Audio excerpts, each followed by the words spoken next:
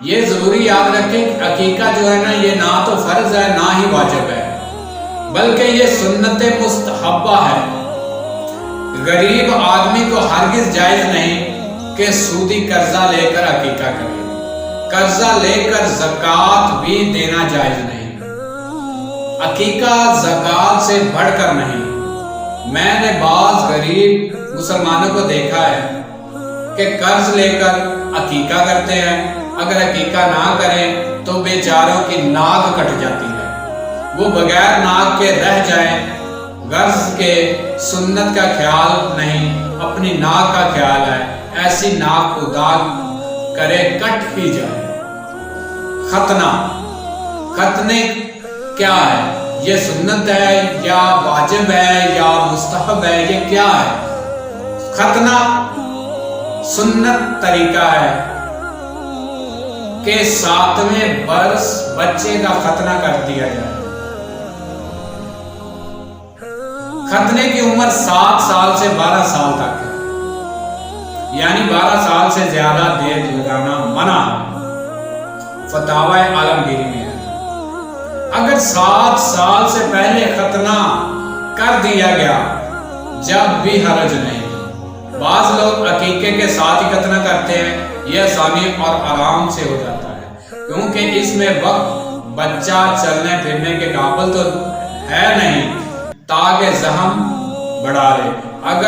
اگر ماں کا دودھ اس پر ڈالا جاتا رہے تو بہت جلد بھر جاتا ہے۔ ختنہ کرنے سے پہلے نائی کی اجرت طے ہونا ضروری ہے، جو کہ اس کو ختنے کے بعد دے دی جائے۔ علاج میں خاص کر نگرانی رکھی جائے، تجربہ کار نائی سے ختنہ کرایا جائے اور تجربہ کار آدمی اس کا خیال رکھے۔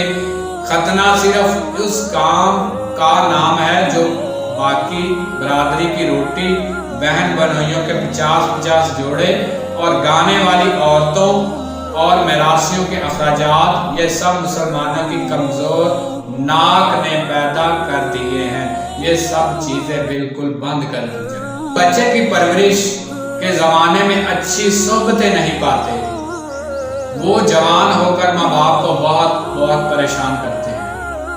ہم نے بڑے فیشنیبل صاحبزادوں کے ماں باپ کو دیکھا ہے کہ وہ روتے پھرتے ہیں، مفتی صاحب تعویذ دے دو جس سے بچہ کہنا مانے، ہمارے قبضے میں آئے۔ مگر دوستو، فقط تعویذ سے کام نہیں چلتا، کچھ ٹھیک عمل بھی کرنا پڑتے ہیں۔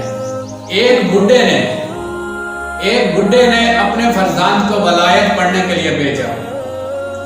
جب برخودار فارغ ہو کر وطن آنے لگا تو بڈھا باپ استقبال کے لیے اسٹیشن پر گیا۔ لڑکے نے گاڑی سے اتر کر باپ سے پوچھا، ویل بڈھا تو اچھا ہے۔ اس نالائق بیٹے کے دوستوں نے پوچھا کہ صاحب بہادر یہ بڈھا کون ہے؟ فرمانے لگا میرا آشنا ہے۔ بڈھے باپ نے کہا کہ صاحبو، میں صاحب بہادر کا آشنا نہیں بلکہ ان کی والدہ کا آشنا ہوں، یہ اس نئی تہذیب کے نتیجے ہیں۔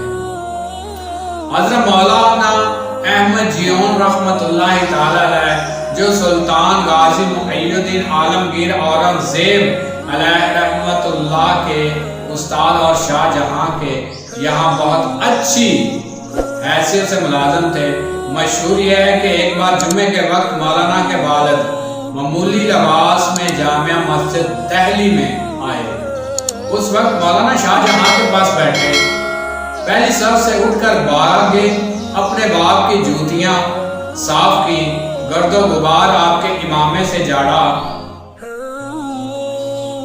حوض پر لا کر وضو کرایا اور خاص شاہ جہاں کے برابر لا کر بٹھا دیا اور کہا کہ یہ میرے والد ہیں۔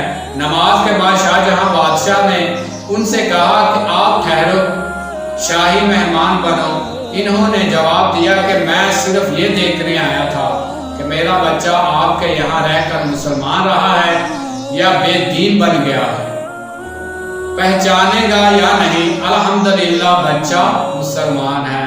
گندم از گندم برو جوز جو، از مکافات عمل غافل مشو، جیسا بونا ویسا کاٹنا۔ گندم سے گندم اور جو سے جو نکلتا ہے، وقافت عمل سے غافل مت ہو اے انسان۔ جیسا بو گے ویسا کاٹو گے، گندم بو گے گندم کاٹو گے، جیسا بیج ڈالو گے ویسی فصل نکلے گی۔ صلو علی الحبیب صلی اللہ تعالی علی محمد صلی اللہ تعالی